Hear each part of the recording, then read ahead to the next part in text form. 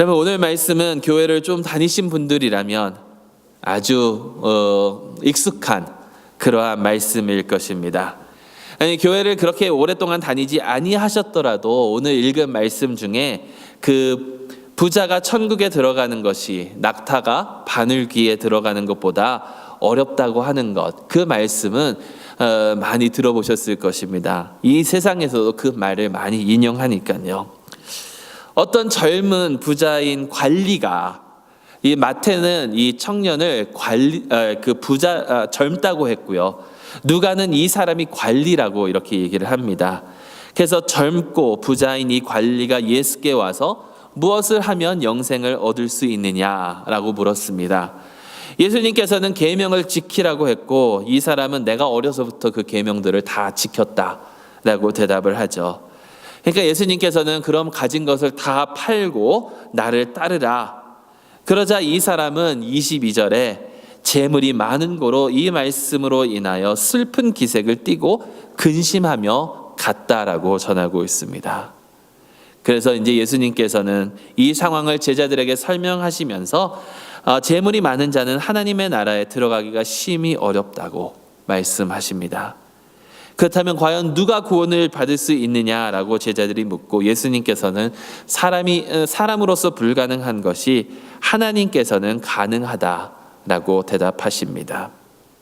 여러분, 저는 이 말씀을 통해서 우리는 과연 진정한 기독교의 신앙이 무엇인지 볼 수 있다라고 생각을 합니다.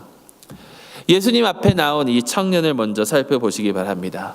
여러분, 이 청년은 어떤 청년이죠? 아까도 말씀드렸지만 이 청년은 부자였고 또 관리였습니다. 부자. 두 가지 종류의 부를 가지고 있습니다. 첫째는요, 이 청년은 물질적으로 부자였던 사람입니다. 재물이 많았다라고 성경은 말하고 있죠. 근데 재물만 많은 것이 아닙니다. 이 청년은 도덕적으로도 부자였습니다. 도덕적으로도 부자라는 것이 과연 무슨 말인가? 도덕적으로 아주 올바른 그런 사람이었습니다. 예수님께서 살인하지 말라, 간음하지 말라, 도둑질하지 말라, 거짓 증언하지 말라, 속여 빼앗지 말라, 내 부모를 공경하라 하시니까 이 청년이 이 모든 것을 어려서부터 다 지켰다라고 자신 있게 이야기합니다. 어떤 사람은 이 청년이 자기 자신의 그 의의를 드러내려고 예수님께 물어본 것이 아닌가라고 생각하는 사람들도 있습니다. 예수님께 의도적으로 왔고, 이게 니고데모 같은 경우는 예수님을 몰래 밤에 찾아왔지만 이 청년은 사람들이 많은 곳에 찾아와서 예수님 앞에서 자기의 의의를 드러내려고 한 것이 아닐까. 근데 제 생각으로는 그냥 이렇게 자랑하려고 단순히 이 청년이 물은 것은 아닌 것 같습니다. 실제로 이 청년은 어려서부터 이 모든 계명을 지켰고 그 계명을 완벽하게 지켰을 것입니다.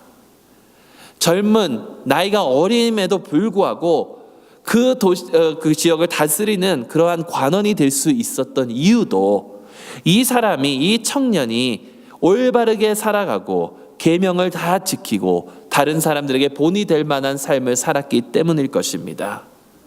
여러분, 요즘에는 이 말을 별로 안 쓰지만 한때 많이 쓰였던 단어가 있죠. 엄친아. 도무지 이 세상에 존재하지도 않는 엄마, 친구, 아들. 이 세상에 엄마, 친구, 아들이 있었더라면 바로 이 청년이었을 것입니다. 여러분, 이 청년은 이 두 가지 부를 다 가지고 있었던 사람입니다. 그리고 요즘에도 그렇지만 예수님의 시대에도 이 두 가지 부는, 물질적인 부와 이 도덕적 부는 함께 간다라고 믿는 사람들이 많았습니다.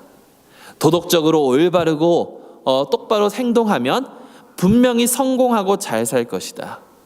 그와 반대로 가난한다면 분명히 뭔가 잘못한 일이 있었을 것이다.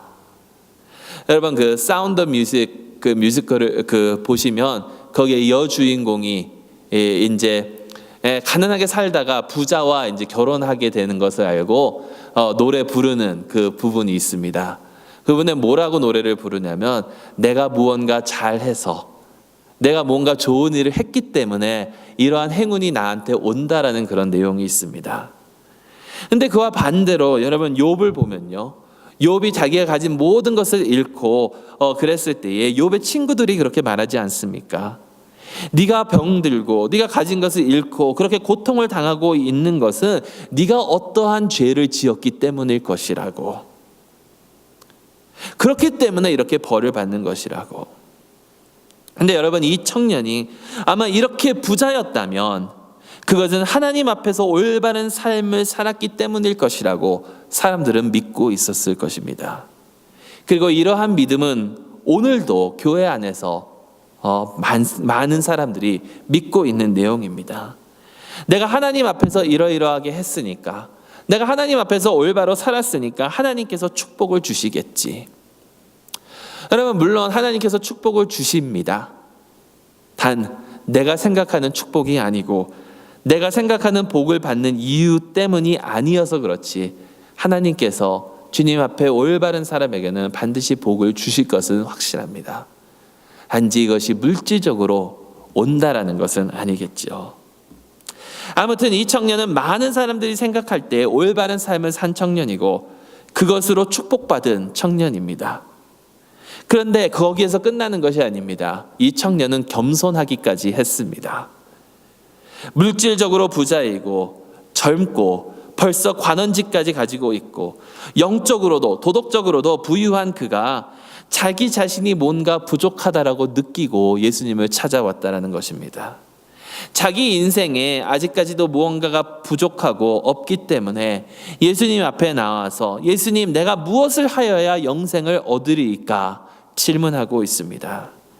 지금까지는 열심히 살아왔지만 아직까지도 부족한 그 부분이 있어서 예수님께서 자기 자신의 부족한 부분에 대하여 가르침을 주시면 그 가르침을 받고자 예수님 앞으로 나왔다라는 것입니다. 산의 정상에 오르기 위해서 열심히 올랐는데 그 마지막 그 부족한 그 부분, 그것을 예수님께서 격려해 주시고 이렇게 채워 주실 것이라고 믿고 이 청년은 예수님을 찾아왔다라는 것이죠. 여러분, 요즘 같은 시대에 이런 사람을 과연 우리가 찾을 수 있을까요?